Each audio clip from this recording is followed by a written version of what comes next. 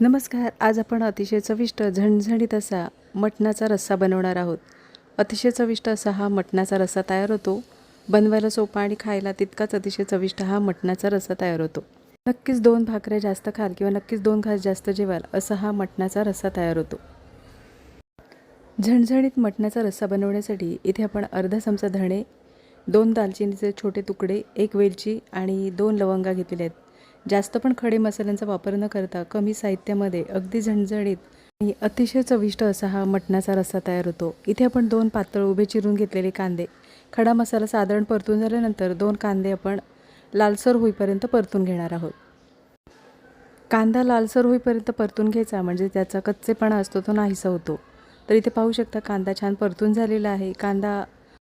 कांदा सतत ढवळत राहायचा आणि सर्व बाजूने छान परतून घ्यायचा म्हणजे मटणाच्या रस्स्याला चव छान येते. इथे पाहू शकता कांद्याचा पूर्णपणे रंग बदललेला आहे. कांदा छान भाजून झाल्यानंतर अर्धी वाटी इथे आपण सुक्या खोबऱ्याचा वापर करणार आहोत. कांदा भाजून झाल्यानंतरच खोबरं भाजून घ्यायचा म्हणजे कांदा आणि खोबऱ्याचा जो कच्चेपणा असतो तो नाहीसा होतो आणि मटणाचा रस्सा आहे त्याला रंगसुद्धा छान येतो आणि चवीलासुद्धा छान लागतं. तर इथे आता पाहू शकता कांदा खोबरं छान लालसर होईपर्यंत आपण परतून घेतलेला आहे. इथे आता कांदा खोबरं आपण थंड करून घेणार आहोत. 1 किलो मटण आपण 2 ते 3 पाण्याने स्वच्छ धुवून घेतलेलं आहे. मटण धुवून झाल्यानंतर इथे आपण 1 चमचा हळदीचा वापर करणार आहोत. 1 चमचा आलं लसूण पेस्ट, 1 चमचा आपण इथे मिठाचा वापर करणार आहोत. मीठ, हळद आणि आलं लसूण पेस्ट आपण मटणाला व्यवस्थित असं लावून घेणार आहोत. मीठ, हळद, आलं लसूण पेस्ट व्यवस्थित असं मटणाला लावून झाल्यानंतर 10 ते 15 मिनिटांसाठी मटण आपण ठेवून देणार आहोत. मटण मॅरिनेट होईपर्यंत इथे आपण आता कांदा खोबरं थंड झालेलं आहे ते मिक्सरच्या भांड्यामध्ये आपण बारीक करून घेणार आहोत. हे वाटण आपल्याला एकदम बारीक असं वाटायचं आहे तर इथे आपण पाण्याचा वापर करणार आहोत. तर हे वाटण अगदी बारीकच वाटून घ्यायचं म्हणजे ज्या वेळेला आपण रस्सा तयार करतो त्यावेळेला खोबरं वेगळं होत नाही आणि पाणी वेगळं होत नाही म्हणजे रश्श्याला छान असा दाटसरपणा येतो. इथे आपल्याला मटण अगदी झटपट तयार करायचं आहे त्याच्यासाठी इथे मी हे मटण कुकरमध्ये बनवणार आहे. तर इथे आपण फोडणीपुरतं तेल गरम करून घेणार आहोत. तेल गरम झाल्यानंतर इथे आपण 2 तमालपत्र आणि जे वाटण तयार करून घेतलेलं आहे कांदा खोबऱ्याचं ते तेलामध्ये कांदा खोबऱ्याचं वाटण परतून घेणार आहोत. गॅसची फ्लेम स्लो ठेवायची आहे आणि स्लो गॅसवर कांदा खोबऱ्याचं वाटण परतून घ्यायचं आहे. इथे आपण 1 मोठा चमचा म्हणजे कांदे पोहे खातो त्या चमच्याने 1 चमचा आपण इथे आलं लसूण पेस्टचा वापर करणार आहोत. तर कांदा खोबऱ्यामध्येच आपल्याला आलं लसूण पेस्ट व्यवस्थित असं परतून घ्यायचं आहे. कांदा खोबऱ्याचं वाटण आणि आलं लसूण पेस्ट व्यवस्थित असं परतून घ्यायचं म्हणजे त्याचा जो कच्चेपणा असतो तो नाहीसा होतो. साधारण 1 मिनिटभर आपण कांदा खोबरं आणि आलं लसूण पेस्ट परतून झालेली आहे. इथे आपण आता पावडर मसाल्यांचा वापर करणार आहोत. घरगुती लाल तिखट इथे मी 3 चमचे वापरणार आहे. घरगुती लाल तिखट म्हणजे साठवणीचा मसाला. साठवणीचा मसाला हा तुम्ही तुमच्या आवडीनुसार वापरू शकता. साठवणीचा मसाला नसेल तर तुम्ही कांदा लसूण मसालासुद्धा वापरू शकता. इथे आपण 1 चमचा गरम मसाला वापरणार आहोत. इथे मी मटन मसाला वापरलेला आहे. तुम्ही कोणताही गरम मसाला वापरू शकता. पावडर मसाले आपण आता कांदा खोबऱ्याच्या वाटणामध्ये व्यवस्थित असं परतून घेणार आहोत.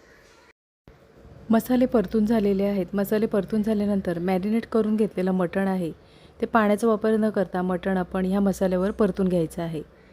मसाल्यामध्ये व्यवस्थित असं मटण परतून घ्यायचं 2 ते 3 मिनिटांसाठी म्हणजे मटणाचा जो हिरमुसपणा असतो तो नाहीसा होतो आणि मटण चवीला छान तयार होतं. तर इथे आपण आता पाण्याचा वापर न करता हे मटण आपण मसाल्यामध्ये 2 ते 3 मिनिटांसाठी परतून घेणार आहोत. इथे आता मटण मसाल्यामध्ये परतून झालेलं आहे. मटण परतून झाल्यानंतर इथे आपण आता झाकण ठेवणार आहोत. गॅसची फ्लेम एकदम स्लो ठेवायची आहे आणि स्लो गॅसवर इथे आपण आता मटणावर झाकण ठेवून झाकणामध्ये पाणी ठेवणार आहोत. 7 ते 8 मिनिटांसाठी इथे आपण आता झाकण ठेवून एक वाफ येऊ द्यायची आहे. 7 ते 8 मिनिटं झालेली आहेत आणि इथे आता मटणाला छान एक वाफ आलेली आहे आणि इथे पाहू शकता मटणामध्ये पण पाण्याचा वापर न करता सुद्धा थोडंसं पाणी सुटलेलं आहे. जे झाकणामध्ये आपण पाणी ठेवलेलं ते गरम झालेलं आहे तर ते पाणी आपण मटणामध्ये वापरलेलं आहे.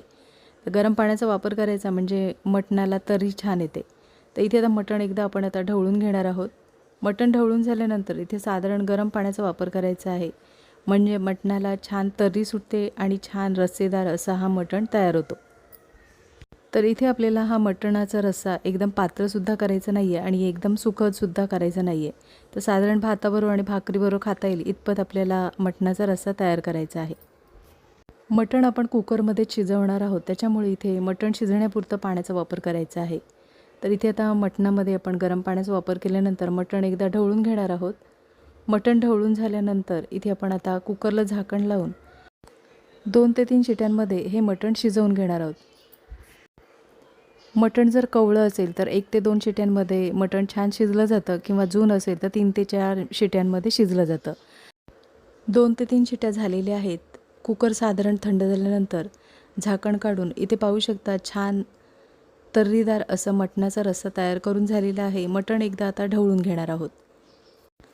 तर इथे पाहू शकता मटणाचा रस्सा एकदम पातळसुद्धा झालेला नाही आहे आणि अगदी सुक्कासुद्धा झालेला नाही आहे. तर इथे व्यवस्थित असं मटणाचा रस्सा तयार करून झालेला आहे. तर इथे मी पाण्याचा वापर न करता हा रस्सा आपल्याला इतपत ठेवायचा आहे. इथे आपण आता चवीनुसार मिठाचा वापर करणार आहोत. इथे तुम्हाला मटणाचा रस्सा जर पातळ आवडत असेल तर तुम्ही इथे थोडंसं पाण्याचा वापर करू शकता.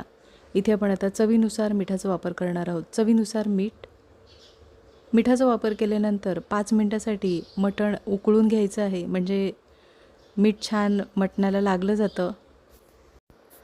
मिठाचा वापर केल्यानंतर इथे आपण आता मटण एकदा ढवळून घेणार आहोत. मटण ढवळून झालेलं आहे. इथे आता मटण कितपत शिजलेलं आहे ते पाहूया. तर इथे पाहू शकता मटण छान मऊसर असं शिजलेलं आहे. 2 ते 3 मिनिटासाठी इथे आपण आता मटण उकळून घेणार आहोत आणि गॅस बंद करायचा आहे. हा मटणाचा रस्सा तुम्ही चपातीबरोबर, भाकरीबरोबर, भाताबरोबर किंवा अगदी पावाबरोबर सुद्धा खाऊ शकता. झणझणीत असा हा मटणाचा रस्सा तयार होतो. बनवायला सोपा आणि खायला तितकाच अतिशय चविष्ट हा मटणाचा रस्सा तयार होतो. आजची रेसिपी आवडली असेल आणि चॅनलवर नवीन असलात तर चॅनलला सबस्क्राईब करा आणि व्हिडिओ आवडला असेल तर लाईक शेअर करा. पुन्हा भेटू अशाच नवीन रेसिपीमध्ये.